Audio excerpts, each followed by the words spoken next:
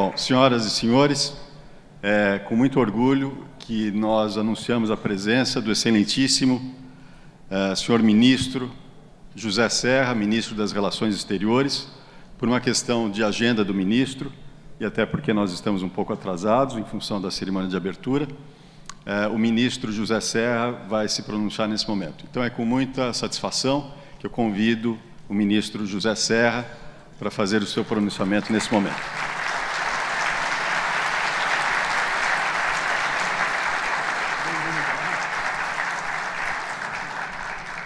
Queria dar meu bom dia a todos e a todas, através do Cesário, presidente do Conselho Global do Agribusiness Forum. Queria saudar o embaixador Roberto Jaguaribe, que é o novo presidente da Apex, a embaixadora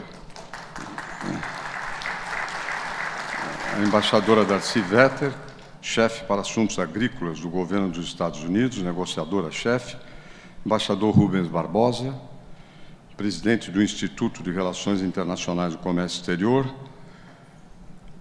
o senhor Juan Carlos Marroquim, presidente da Nestlé, e o embaixador Eduardo dos Santos, na Inglaterra. Bem, em relação à questão agrícola, eu creio que é útil que nós comecemos falando da sua importância imensa no país. O setor do agronegócio deve hoje equivaler a uns 20% do PIB e cobre cerca de 40% das exportações, portanto, o dobro da sua participação. Isso mostra o seu peso no comércio exterior. Além disso, é o setor que tem, de alguma maneira, dado sustentação para o balanço de pagamentos, impedindo que nós soframos ou venhamos a sofrer, inclusive, crises recorrentes nessa área. Sem dúvida nenhuma, a emergência do agronegócio em matéria externa é o fator que mais cooperou para isso, como cooperou também para a estabilização da economia por ocasião do Plano Real. O comportamento na época dos alimentos, dos preços de alimentos, por um lado, e por outro, a provisão de divisas necessárias a enfrentar a situação dos anos 90, foram viáveis única e exclusivamente por causa do dinamismo do nosso setor. Para que se tenha uma ideia, é um dado que me impressiona, é que o percentual de crescimento do setor, dentro do crescimento do setor, do aumento da produção, cerca de 90% da produção nos últimos anos, do crescimento, se deve à produtividade, o que é realmente impressionante. 90% do seu crescimento não é expansão de fronteira, novas áreas, é aumento da produtividade por circunstâncias diversas, técnicas, tecnologia, capacidade gerencial e tudo mais. O setor ainda tem um potencial grande no Brasil, na medida em que nós possamos melhorar a infraestrutura de transporte e comércio e de armazenamento. Tem um dado que me impressiona. O percentual de perda no mercado de grãos na pré- e pós-colheita é de cerca de 10%, considerado muito alto em relação à média mundial. Esse é um diagnóstico, mas, ao mesmo tempo, mostra uma oportunidade. Define estratégias no âmbito governamental que são necessárias. Nós acreditamos que o potencial internacional de expansão mundial do nosso comércio, das nossas exportações, é muito grande. E estamos pondo o Itamaraty e o próprio governo dentro dessa perspectiva. A segurança alimentar tem 4 componentes, digamos, que é a disponibilidade, acesso, utilização e estabilidade no abastecimento. A primeira, disponibilidade, é onde nós temos um papel, a política econômica do governo e o setor decisivo. E é nesse aspecto que nós vamos trabalhar, hoje já começamos a trabalhar para os próximos anos. É a exportação, que aumenta essa disponibilidade em escala mundial, e a tecnologia. Eu queria chamar a atenção também para esse aspecto. O Brasil tem capacidade tecnológica, desenvolveu essa capacidade tecnológica, inclusive na agricultura familiar. E temos possibilidades enormes de expansão das nossas exportações desses produtos. inclusive com o programa Mais Alimentos, que, no fundo, está destinado também à dinamização do setor de produção de máquinas e equipamentos para a agricultura familiar. Evidentemente, isso demanda esquemas de financiamento. Essa é uma das, aliás, das prioridades que nós temos na área de comércio exterior. Todos entendem que, no caso das manufaturas, o financiamento e o seguro jogam um papel decisivo, não é a mesma coisa que diretamente para a exportação de alimentos, mesmo processados, não tem o mesmo peso, o financiamento, mas no caso de equipamentos é praticamente decisivo, inclusive aqueles para propriedade familiar.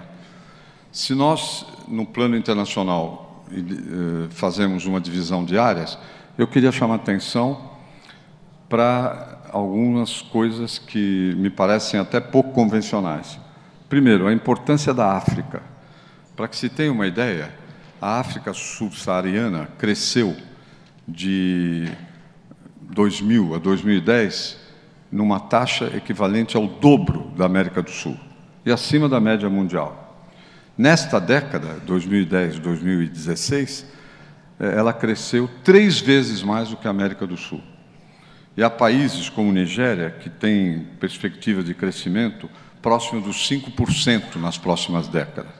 A África é um mercado muito importante, inclusive para a área da agricultura. E eu lembraria casos como, por exemplo, da Nigéria, de onde nós compramos muito petróleo e para onde nós vendemos quase nada. Nós temos que procurar desenvolver estratégias específicas com diferentes países, inclusive aqueles que, dos quais nós realizamos importações significativas. A Nigéria talvez seja o melhor exemplo a esse respeito. Outra área relevante é dos países árabes.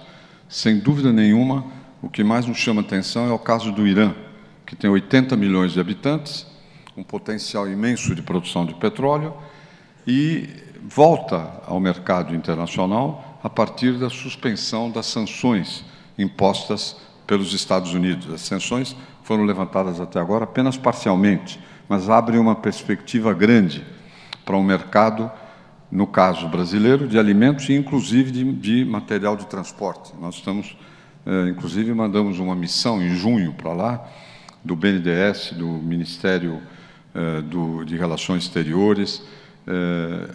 Enfim, estamos cercando economias como a do Irã e vamos cercar economias como a da Nigéria.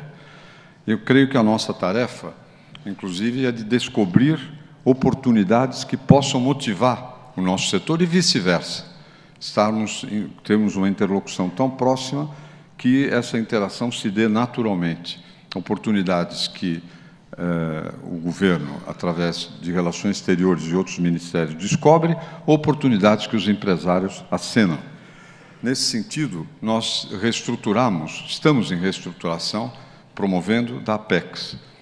A Apex veio para o Ministério de Relações Exteriores, o que vai facilitar o entrosamento com a promoção comercial já feita pelo Itamaraty, o que é decisivo, haver uma soma de esforços, ou seja, vamos conseguir extrair mais rendimento por cada real, por cada dólar que a Apex investir no exterior, uma vez que vai somar esforços com as embaixadas. Tem havido, ou aconteceu, nos últimos anos, desde que a Apex foi criada, uma certa superposição. Às vezes, desenvolver trabalho paralelamente ao trabalho que o corpo diplomático brasileiro já faz. O que nós vamos fazer agora é uma integração dessas duas áreas. Por isso mesmo é que escolhi o Roberto Jaguaribe, que é um embaixador com muita experiência. Arrancamos o Roberto da China, com apenas 1 ano e pouco lá, para vir comandar a Apex, para que essa integração se faça de maneira natural. E ela vai prestar muita atenção às questões relacionadas com a nossa agricultura.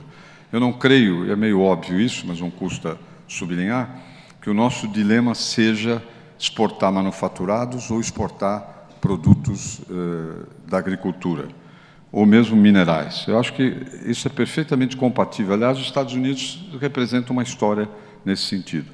Exporta desde a matéria-prima bruta, o alimento bruto, que não é o conveniente, temos sempre que procurar exportar mais valor adicionado, mas exporta disso até produtos manufaturados sofisticados.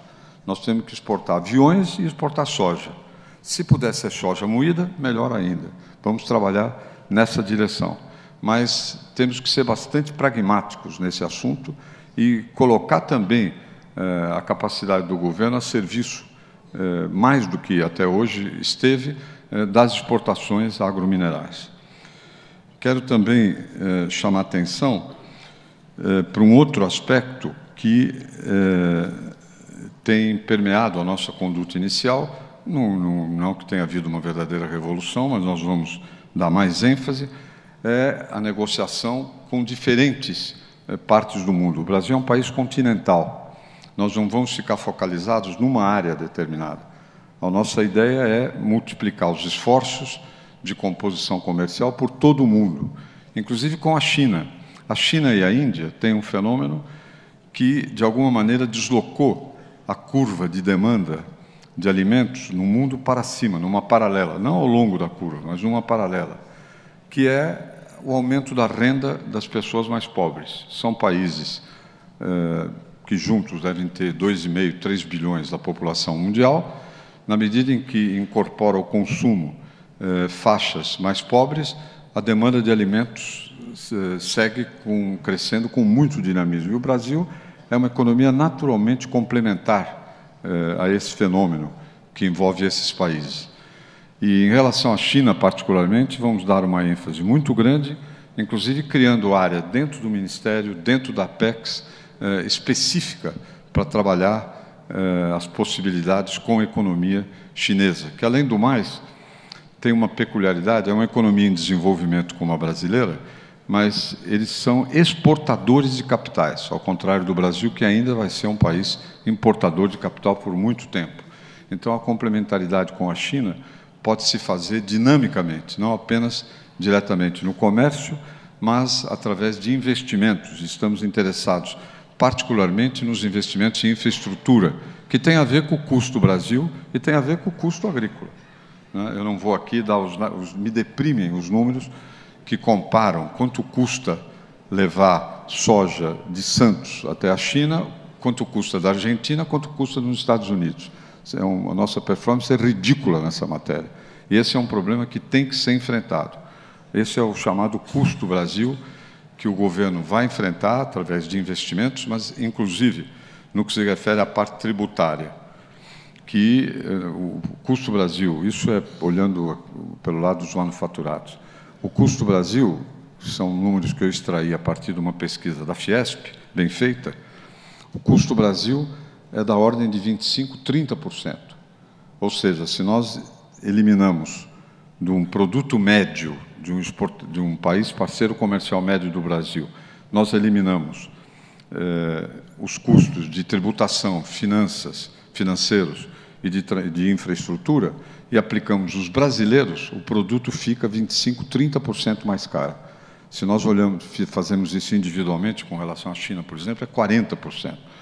Essa é uma tarefa, em parte de longo prazo, mas em parte também de curto e médio prazo, que se dá, por exemplo, no caso da tributação. O sistema tributário brasileiro continua onerando exportações, continua não honrando o compromisso de limpeza de custos tributários dos produtos exportados. Para isso também vai ter um peso grande em toda a organização do comércio exterior brasileiro, a nova CAMEX. A CAMEX foi criada no governo Fernando Henrique, foi até ideia minha, na época de preparação do governo, em 94 para 95. Mas ela teve força no início, mas ao longo dos anos ganhou capacidade técnica, através de criação ou expansão da SESEX e vários outros órgãos, mas perdeu peso político. E nós fizemos uma mudança agora importante, porque a CAMEX foi levada para a presidência da República, vai ser presidida pelo presidente da República. E, quando ele não estiver, o ministro de Relações Exteriores presidirá. E nós teremos uma pauta muito determinada para questões de antidumping, para questões normais de comércio, mas também para a questão do custo Brasil, do custo tributário. Vamos levar essas questões para o âmbito da CAMEX, para não ficar apenas no âmbito das reclamações de empresários. Vamos transformar isso numa realidade. E eu acho que o custo marginal dessas mudanças é muito baixo com relação ao proveito que se pode ter em matéria de produção e de emprego aqui entre nós. Por último, uma observação que me parece interessante como norte, inclusive, do trabalho de promoção comercial do Brasil, que é a questão que se refere ao meio ambiente.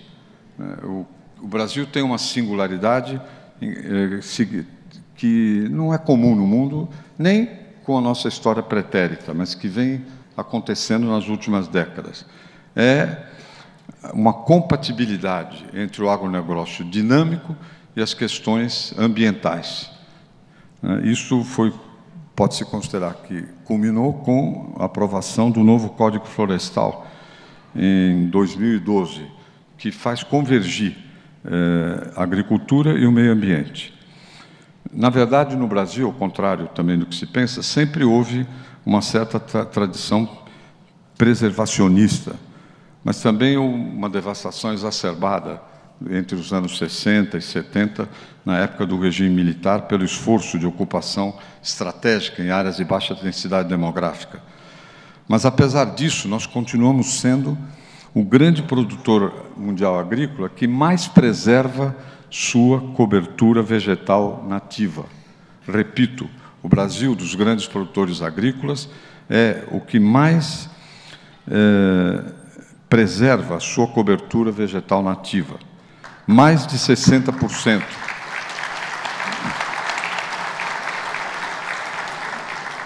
Mais de 60%, segundo